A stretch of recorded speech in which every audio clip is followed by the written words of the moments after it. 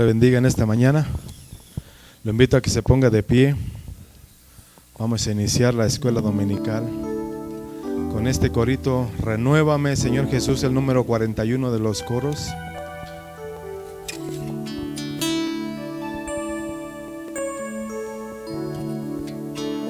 Renuévame, Señor Jesús. Ya no quiero ser igual. Renuévame, Señor. Pon en mí tu corazón. Pon en mí tu corazón, porque todo lo que hay dentro de mí necesita ser cambiado, Señor.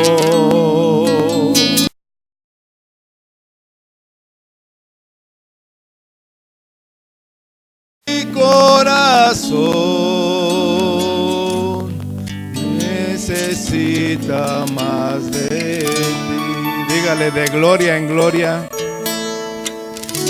de gloria en gloria te veo. Cuanto más te conozco, quiero saber más de ti. Mi Dios, cuán buen alfarero,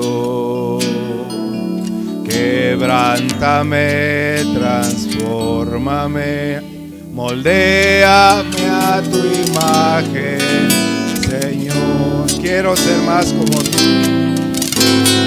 Quiero ser más como tú, ver la vida como tú, saturarme de tu espíritu y reflejar al mundo tu amor. Aleluya. Y reflejar al mundo tu amor. Gracias, Dios los bendiga, hermanos. Bienvenidos a esta escuela dominical. Vamos a orar, Señor. Padre Celestial, en el nombre de tu Hijo amado Jesús, abordamos tu trono de gracia y misericordia para pedirte, Señor Jesús, que tú vengas una vez más, que tu Espíritu Santo venga y me asista, Señor, en la exposición de tu palabra. Padre, porque uno no quiere nunca decir algo fuera de tu palabra, Señor. Ayúdame, Señor Jesús, cierra mi boca aquello que sea incorrecto o inadecuado, Señor, y que tu pueblo solamente pueda recibir tu santa palabra. En el nombre de Jesucristo, amén. Vamos a abrir nuestras Sagradas Escrituras al libro de Segunda de Crónicas, el capítulo 29, el verso 35, Segunda de Crónicas 29, 35. Les saludo a cada uno de ustedes y les doy la más cordial y bienvenida en el nombre de nuestro Señor Jesucristo.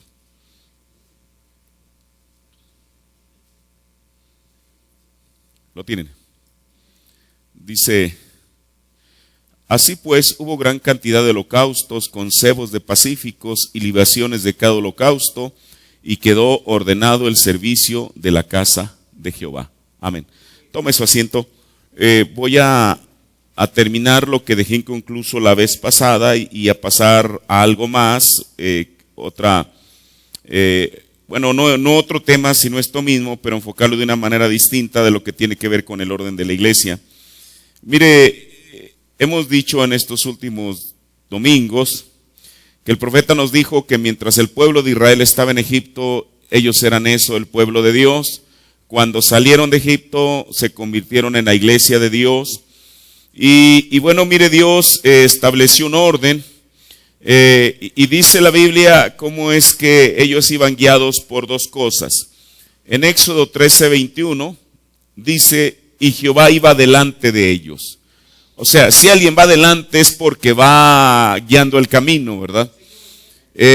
Jehová iba delante de ellos. No era ni el pueblo de Israel, ni era Moisés, sino que era Jehová. Él era el que iba delante de ellos. Ahora, desde luego, si Dios es espíritu, nadie puede seguir, digamos, visiblemente a un espíritu. Pero entonces, ¿qué es lo que cómo iba Jehová delante de ellos? Dice la Biblia que iba, dice, de día en una columna de nube. Ahora, tenía que haber algo especial en esta nube, porque no era una nube como las que uno está acostumbrado a ver, porque esta nube era, digamos, el velo en el que Jehová se ocultaba. Y entonces Jehová iba guiándolos de día. Ahora mire, qué cosa tan maravillosa. Usted sabe, si hay un lugar en el cual el sol es candente y calienta las arenas, es el desierto. Pero entonces el Señor no solamente le servía como un guía, sino también era aquel que se interponía entre el candente sol y ellos, de día. Ahora, de día, bueno, ellos sabían perfectamente que a donde quiera que los llevase, a donde quiera que la nube se dirigía, era en esa dirección que Jehová los estaba guiando. Ahora, pero ellos primeramente tenían que reconocer y que admitir que aquella nube era el velo en el cual Jehová se estaba ocultando. Porque la nube, ahorita mismo uno puede salir y puede ser que haya diferentes nubes. Pero ellos no estaban supuestos a seguir a cualquier nube literal, formada por el vapor y esas cosas que forman las nubes, sino estaban supuestos y debían de seguir aquella nube sobrenatural. Ahora, eso era de día. Pero la Biblia dice, para guiarlos por el camino, o sea, la nube era para guiarlos, para seguir, darle la ruta. Y de noche, dice la Biblia, en una columna de fuego para alumbrarles. O sea, Dios tuvo cuidado de ser su guía, tanto de día a través de la nube, como de noche a través de la columna de fuego. Dice la Biblia, a fin de que anduviesen de día y de noche. Ahora mire, esto es Éxodo 13:21. Mientras ellos estaban en Egipto, no había ninguna columna de fuego, ni ninguna nube para guiarlos. Pero cuando ellos salen de Egipto, de dejar, después ellos ahí eran el pueblo de Dios para convertirse en la iglesia de Dios, entonces Dios mismo, mire qué cosa tan maravillosa. Dios siendo tan grande, siendo el creador de todas las cosas, ahora ellos todavía no sabían eso, porque el libro de Génesis todavía no había sido escrito. Pero nosotros, mirando hacia atrás y mirando a la Biblia, nosotros podemos saber que Jehová es Jesucristo, porque es lo mismo, es el creador de todas las cosas. Y mire, Dios siendo tan grande, Él pudiera haberles enviado un querubín, un serafín, un ángel o un arcángel para guiarlos. Pero siendo que ellos eran su especial tesoro, Él mismo viene, deja su trono de gloria para velarse en una nube y guiarlos de día y en una columna de fuego. Esa columna de fuego es, para ahí está la foto del profeta, ¿verdad? Es exactamente la misma que usted ve allí. Ahora mire, en el tiempo del pueblo de Israel, todo el mundo la veía y sabían que esa luz no era una luz cualquiera, que era una luz sobrenatural y que era Dios mismo. Ahora, por mucho tiempo, esa columna de fuego se ocultó hasta, primero, que en una ocasión fue y liberó a Pedro de la cárcel. Era esa misma columna de fuego. Y en otra ocasión se encontró, usted dice, esa no era la columna de fuego. El hermano Branham dijo que era en el libro de Hebreos, que por cierto ahora en unos momentos se los vamos a estar distribuyendo. El hermano Branham dijo que era la columna de fuego la que sacó a Pedro de la cárcel. Y es la misma columna de fuego que se encontró con Pablo en su camino rumbo a Damasco. Durante 2000 años, esa columna se ocultó una vez más en el siglo XX. Ahora, en el tiempo de Pablo, quizá alguien, bueno, mire, qué cosa tan maravillosa, hermano. En aquel tiempo pocos tenían acceso a ver la columna de fuego. Juan, si acaso, cuando él bautizó a Jesús, él vio una señal. Pedro vio aquella columna de fuego porque dice la Biblia que fue una luz la que entró a la cárcel y abrió los barrotes de la cárcel. Le repito, el profeta de Dios dijo que era la columna de fuego. En el ministerio de Jesús no encontramos un solo registro donde la gente alguna vez haya visto la columna de fuego, sino que eso Dios lo tenía reservado para que Pablo la viera. Ahora, Pablo ve la columna de fuego y le pregunta, ¿quién eres, Señor? Ahora, aquella columna de fuego bien le pudo haber dicho, yo soy Jehová, porque era Jehová, ¿o no? Pero él se identificó en el tiempo actual, en el tiempo presente de Pablo, para decirle que Jehová del Antiguo Testamento, el que acabamos de leer en Éxodo 13, ¿quién dice la Biblia que iba de noche con el pueblo de Israel?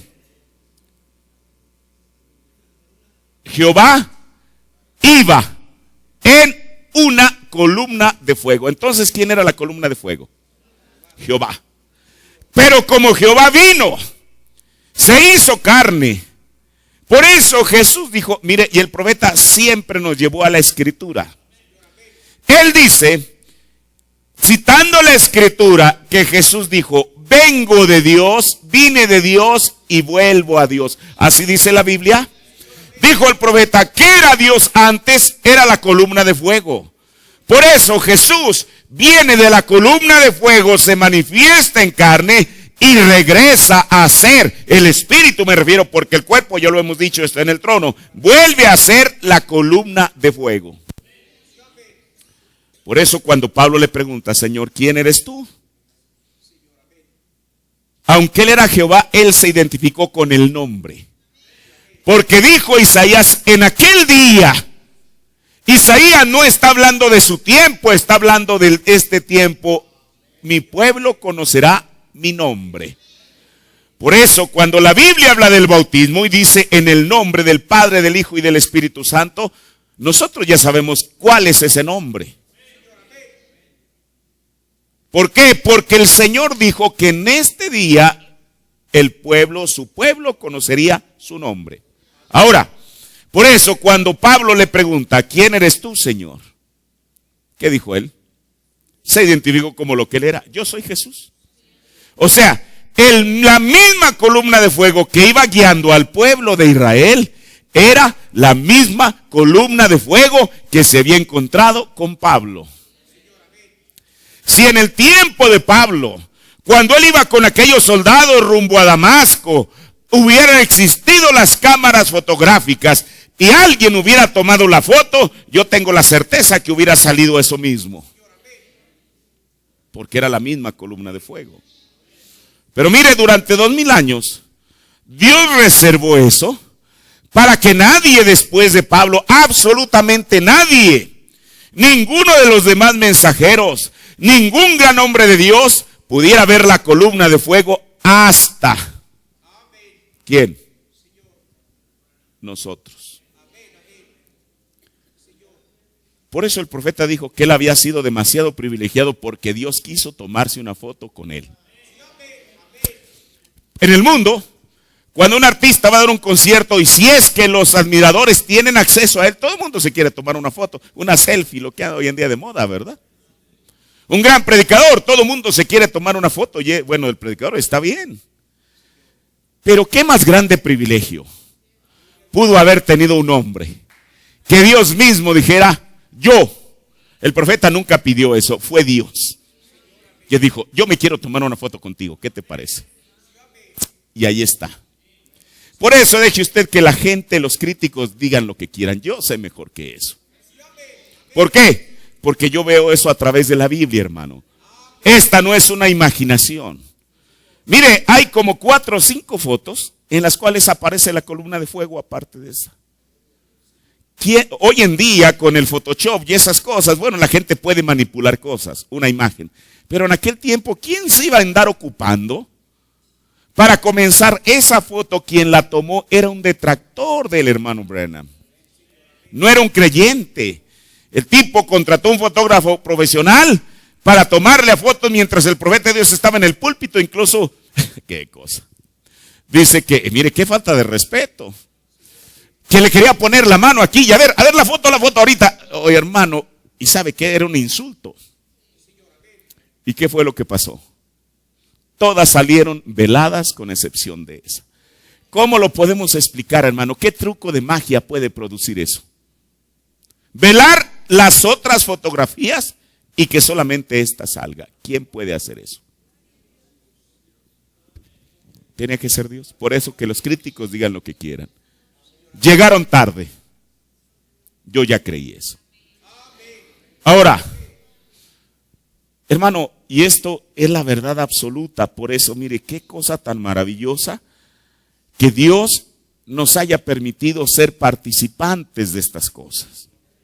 Ahora, pero entonces, escuche, aparte de Dios mismo, en la nube y en la columna de fuego, Dios les puso otro guía. Mire, cuando el Señor se encuentra con Moisés en Éxodo, le dice a Moisés, no fue Moisés tratando de tomar un lugar indebido. Moisés tenía todas las excusas posibles, dijo el profeta, eran 7 excusas, por las cuales él no era apto para ser el mensajero de la edad. Digo, Señor, yo ya estoy viejo. Señor, si tú me hubieras escogido, bueno, Dios lo había escogido desde antes de la fundación del mundo. Señor, si tú me hubieras llamado, cuando yo estaba en Egipto, yo era un hombre elocuente. No como los políticos modernos, que hay que ponerles el discurso aquí para que lo lean a pie juntillas, porque nomás no lo leen y dicen cada cosa que uno dice, Señor. Y esos son los gobernantes. O poner el teleprompter ahí enfrente para que la cámara está acá y el individuo esté leyendo el discurso. No, Moisés no tenía eso. Era un hombre erudito. Escuche, porque Moisés, al ser el candidato a ser el sucesor de Faraón, eso es lo que dice la Biblia, ¿no dice la Biblia en Hebreos? ¿No nos dijo Pablo eso en Hebreos 11? Al ser el candidato para ser el próximo Faraón, tenía que ser un individuo elocuente, que supiera hablar. Si en su mejoría a los 40 años, a los 35, el Señor le hubiera dicho, Moisés, en este momento, prepárate porque vas a liberar a Egipto. Él hubiera preparado los mejores discursos para arengar a la gente. Pero no. El Señor lo llama a los 80, un hombre ya jorobado, todo canoso. Y no solamente eso, había perdido una facultad, él tartamudeaba para decir alguna cosa. ¿Qué hombre le iba a querer escuchar a un tartamudo? Pero él seguía pensando que iba a ser por medio de su intelecto y de sus habilidades humanas. Por eso Dios permitió esos 40 años, dijo el profeta, para sacarle todo aquello. De tal manera que Moisés supiera que no era con espada ni con ejército, sino con el Espíritu de Jehová. ¿Y qué es lo que hace Moisés? Bueno, al final el Señor le tira todos sus argumentos y va. Dijo el profeta, era la invasión de un solo hombre. Aquí va Moisés, rumbo a Egipto. Y entonces, pero mire el Señor cuando él le dijo, mira Señor, yo no puedo hablar. Le dijo, mira Moisés, tú no te preocupes. Es más, la Biblia dice que era Aarón el que tiraba la vara. Así dice la Biblia. No era Moisés, era Aarón. Dijo, mira Moisés. Y mire, lo bueno es que Moisés ya estaba convertido. ¿Cuándo se convirtió? Cuando estuvo frente a la columna de fuego.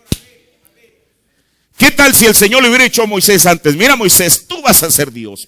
Hermano. Así que yo soy Dios. Claro, yo te he dicho que tú eres Dios. Pero qué bueno que se lo dijo después de que estuviera convertido, para que Moisés encontrara su posición correcta. Es más, mire, quiero decirle algo. La versión antigua de la Biblia, en Hechos 7, cuando Esteban está hablando de Moisés, dijo: a este constituyó Dios por príncipe y ¿qué más? Redentor. Alguien dice, ese título solamente le pertenece a Jesús. Claro que le pertenece a Jesús. Pero para mí toda palabra de Dios es inspirada divinamente, toda. Y sí, Esteban dijo que a este constituyó Dios por príncipe y redentor. Ahora, no es que él fuera a morir de alguna manera para salvarlos, redimir, extraer a alguien a su posición original. El Señor quería llevarlos a la posición en la cual él había pensado de ellos. Usted dice, ¿cuál era la posición original? La posición original fue donde estaba Abraham, que era Palestina, cuando el Señor le dijo: tu simiente será peregrina y estarán en un pueblo extraño durante 400 años. Hablando naturalmente, esa era la posición original de Israel. ¿Qué nos dijo el profeta de Dios en Hebreos? Que ese era el lugar de un judío Palestina. Cuando un judío se salió de Palestina, se metió en problemas. Cuando Abraham se salió de Palestina para ir a Egipto o a Gerar, metió en problemas a su esposa. ¿No es así? Cuando Noemí se salió de Palestina para ir a los campos de Moab, la desgracia vino. Hoy en día, dijo el profeta, dijo él, bueno, hablando de Israel, el único lugar de bendición para Israel es allá. Por eso escuche, durante 2000 años, Israel nunca pudo ser bendecido hasta que regresaron a su patria. ¿Es verdad? Y eso fue porque Dios así lo quiso. Mire, desde el principios del siglo XX hubo un judío que tuvo la inspiración, y yo creo que tuvo que haber sido Dios, pero todo tiene su tiempo. El cual él decía, creo que se llamaba John Hertz. Este hombre decía que era menester que los judíos, después de estar esparcidos por todo el mundo, regresaran a su patria. Y entonces, Estados Unidos en aquellos años dijo, bueno, nosotros aquí en nuestro territorio, nosotros les podemos dar un lugar para que ellos habiten ahí, ya como un grupo. Y el hombre dijo, eso pudiera estar bien, pero no me suena correcto. Alguien dijo, en África, siendo un continente tan despoblado y tan enorme, ahí pueden estar. ¿Y sabe qué es lo que dijo un judío? Nosotros no vamos a ir allí porque ya estuvimos allí. ¿Dónde? En Egipto. Por eso Dios tenía que mover todas las cosas para que el pueblo de Israel, en el tiempo que Dios lo tenía, pudieran ser establecidos en su patria. Que en aquel tiempo era una colonia británica. Ahora, una cosa más, mire, ¿ustedes se acuerdan de aquel judío que vino hace años aquí, que estuvo dando su testimonio? Yo siempre me acuerdo, dio dos testimonios que fueron muy sobresalientes. Uno de ellos, si aquellos se acuerdan, de aquel soldado que estaba recién casado, y usted sabe, un judío no puede ir a la guerra, según las leyes en el Antiguo Testamento, estando recién casado. ¿Verdad? Y entonces, él fue, y por ahí le metieron una bala en el cerebro, y el hombre, bueno, ¿qué persona no fallece en el instante con eso? A él lo recogen y lo llevan a un hospital, y estaba recién llegado a Israel un emigrante judío de Estados Unidos, que era médico.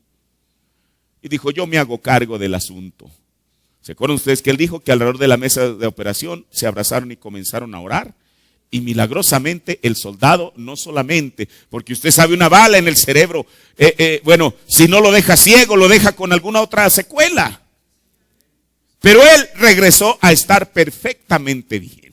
¿Y sabe por qué? Porque Dios honra a los que le honran. ¿Usted se acuerda también que nos contó de aquel matrimonio? Que estaba el esposo y la esposa y 5 hijos. Y de pronto un misil libanés pega en aquella casa, y se mueren todos los habitantes menos él, quizá no estaba allí.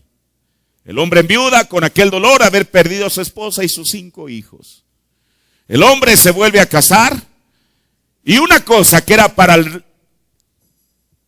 Guinness, el libro de récords, es que en su primer parto la mujer tuvo quintillizos. Así como a Job, Dios le había repuesto los 5 hijos que había perdido por aquel misil, así. Con todo y eso, pero ¿hasta cuándo? Hasta que ellos estuvieron en su tierra. No antes.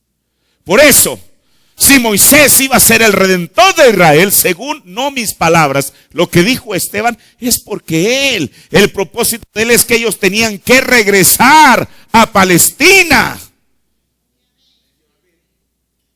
Es un tipo perfecto. Hoy en día, durante 400 años, cuando ellos iban a poseer la tierra, estaba invadida. Hoy en día, cuando Dios decidió que Israel regresara a su patria, no era un terreno baldío, estaba lleno de árabes.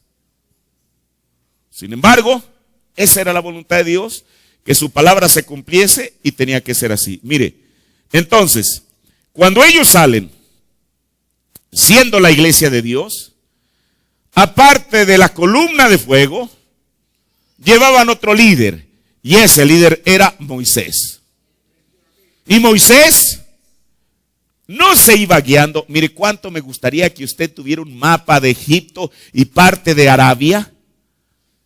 Moisés, cuando los iba guiando en el Éxodo, hermano, mire, solamente es un pequeño dibujo. Haga de cuenta que aquí está Egipto, aquí está el río Nilo, que se divide en 3 ramales. Y aquí está esto, y aquí está, bueno, más bien esto es Arabia, digamos. Mire, había una parte en la cual ellos no tenían que, este es el Mar Rojo. Y usted puede leer, todas las Biblias tienen esto en la parte de atrás. ¿Por qué Moisés no estableció una mejor ruta para evitar esto, haciendo esto? Mire. ¿Por qué? Sin embargo, tuvo que ser así. Porque Moisés no iba con un GPS en la mano. Él iba con la guianza de la columna de fuego. Si la columna de fuego lo llevó aquí, no importa cuán difícil se mirara el trayecto, esa era la voluntad de Dios. Por eso el Señor le dijo al profeta: tú has escogido el camino arduo. Y yo creo que cada creyente en esta mañana ha escogido lo mismo. El camino arduo, la vía difícil. Pero sin embargo, esa es la manera que Dios tenía. ¿Sabe usted por qué? Para glorificarse y mostrar su poder. Entonces Moisés, cuando los trajo aquí, como ellos le reclamaron: nos trajiste a una trampa de muerte. Moisés bien les pudo haber dicho: no soy yo. Uno a veces como ser humano quiere hacer las cosas fáciles, pero ese no era Moisés, ese era Jehová mismo. Si la columna de fuego los trajo aquí y la nube, era porque era allí, punto. Entonces, tenían a Dios como su líder y en segundo a un profeta llamado Moisés. ¿Qué es un líder? Es un guía. Ahora, y mire lo que dice el profeta de Dios en el sermón La Unidad. Párrafo 124. ¿Qué hizo con ellos? ¿Qué hizo con ellos cuando los separó? Mire, aquí está. ¿Qué hizo con ellos cuando los separó? Primeramente les dio una ley. Esto es lo que dice el profeta. Estoy leyendo el párrafo 124. Les dio un profeta.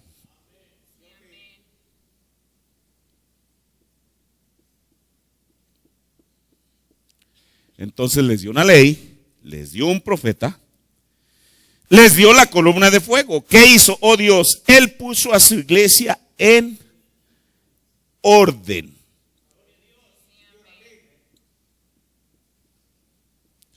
¿Cuándo, hermano?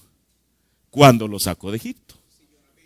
Les dio la ley, les dio un profeta y los puso en orden.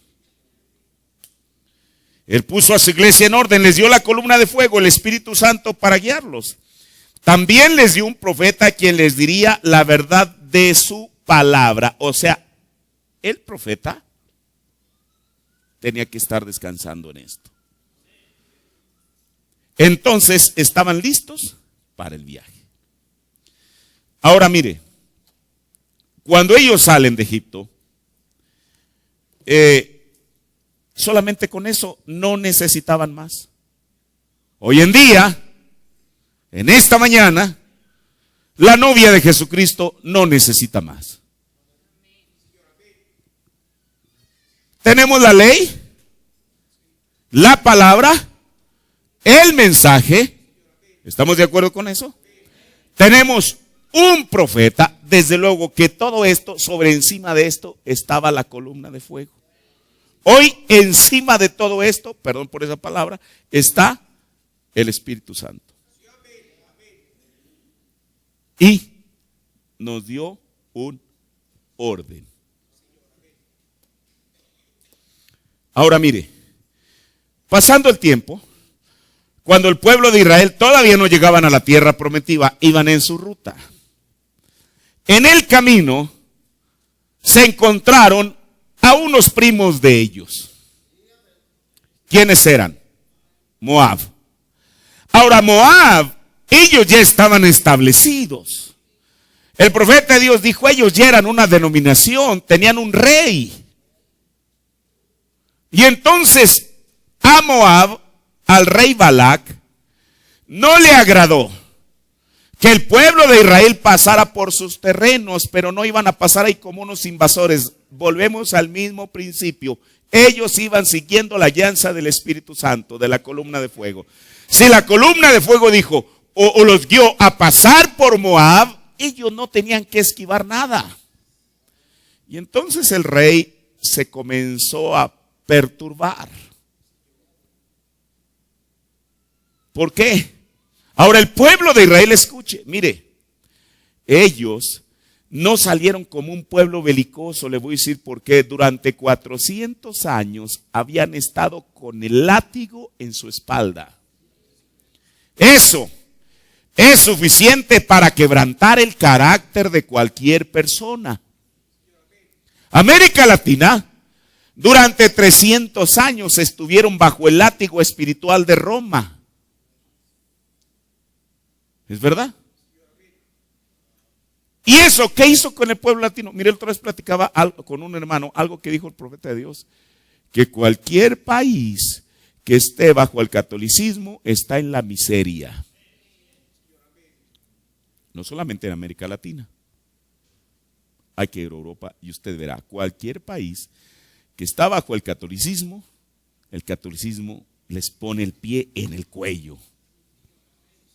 ¿Sabe usted por qué? Porque el catolicismo quiere dinero. Y no solamente quiere dinero, quiere la absoluta rendición de la gente a su sistema. Aquí los aborígenes no aceptaron el catolicismo porque estuvieran buscando un nuevo Dios. Tenían decenas de ellos. ¿Por qué lo hicieron? Porque fue a punta ni siquiera de látigo, fue a punta de cuchillo, de espada, de lo que sea. Les impusieron esa nueva religión. Ahora, termino. Por eso,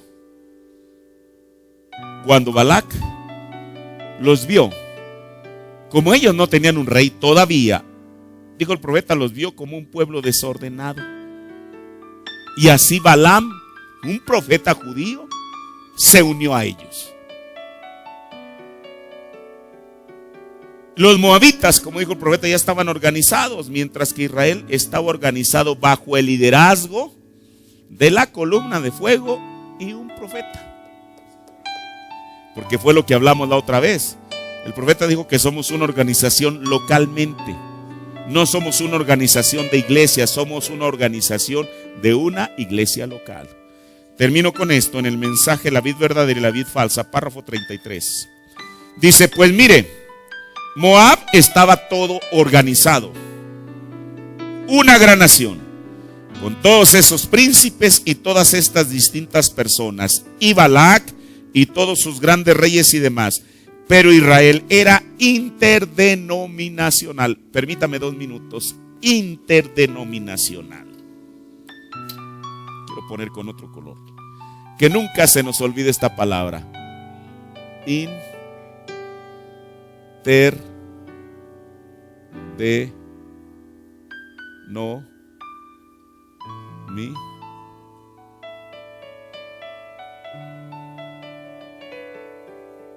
Interdenominacional. ¿Israel era qué? Interdenominacional. ¿Qué quiere decir esto? Mire, esta palabra es un tanto difícil incluso encontrar en internet porque es un término que lo asocian con otras cosas. Interdenominacional. Yo quiero decirle, uno de los principios por los cuales se ha parado este tabernáculo durante 25 años es ser esto. Aunque uno dice, bueno hermano, pero aquí en el mensaje no estamos supuestos a hacer una denominación. Bueno, no estamos supuestos. Pero al ser interdenominacional es que no hacemos nuestro propio círculo. Como dijo el hermano Branham, nomás nosotros. Y los que están fuera del círculo, quién sabe cómo les vaya a ir. En una ocasión, una persona le dijo, hermano Branham, hemos trazado un círculo y lo hemos botado afuera. Dijo, sí hermanos, yo voy a hacer otro mayor para meterlos a todos adentro. Ese era Israel. Un pueblo interdenominacional. Y hoy en día, la verdadera novia de Jesucristo tiene que ser esto, hermano.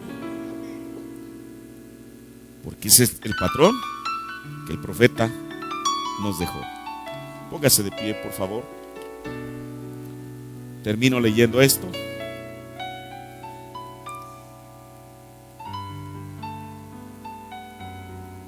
Pero Israel era interdenominacional. Eran tan solo un grupo de tiendas esparcidas, viajando bajo el Espíritu de Dios. Pero Moab estaba todo organizado, la más grande, una de las naciones más grandes de la tierra.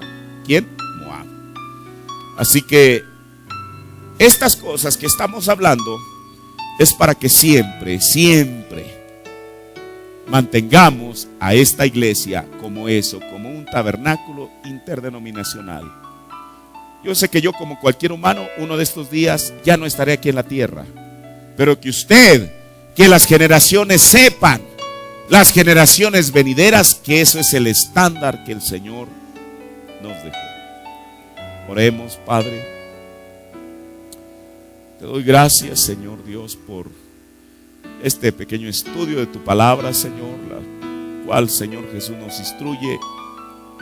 Tu palabra, Señor, Padre, es aquella lámpara que nos va guiando en el camino para no ir dando tumbos por el mundo, Señor. Padre, permite que la atesoremos y que la valoremos primeramente y la atesoremos en nuestro corazón, Señor. Cualquier predicador, yo mismo, estamos predicando que tú vienes pronto, pero no sabemos cuándo, Señor. Tú puedes venir mañana, puedes venir dentro de 20 años, dentro de 50 años, yo no lo sé, solo tú lo sabes, Señor. Pero Padre, mientras haya un mundo, mientras haya una iglesia que ha creído tu palabra, tu anuncio, Señor, permite, Dios, que esa iglesia pueda estar edificada, incluyéndonos nosotros mismos, bajo la revelación de tu palabra y de tu mensaje, Señor. Gracias, Dios, por esta palabra, en el nombre de nuestro Señor Jesucristo. Amén. Dios les bendiga, tomen su asiento.